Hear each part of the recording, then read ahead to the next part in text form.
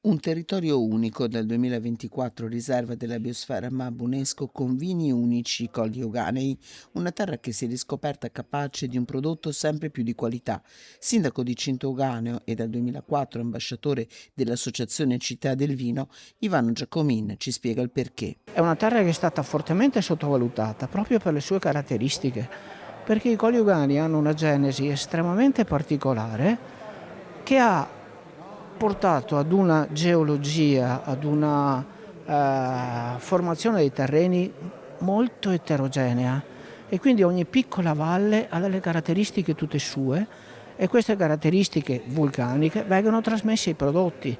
Quindi abbiamo una variabilità di produzione, che basta guardarle in quelle bottiglie lì, veramente estremamente importante. Poi che cosa è avvenuto? Che negli ultimi decenni i produttori hanno fatto un grandissimo salto di qualità. Vini che hanno bisogno di un marketing territoriale spinto, pungola Giacomin, che intanto ci svela quali sono le scelte più interessanti in questo momento.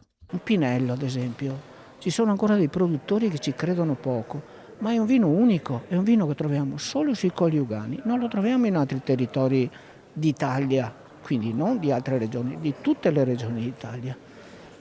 Per cui questi sono alcuni vini, ma poi la triade del fior d'arancio, no? Il fior d'arancio classico, il fior d'arancio passito, il fior d'arancio secco, forse il vino più difficile che c'è, ma che ha un fascino particolarissimo.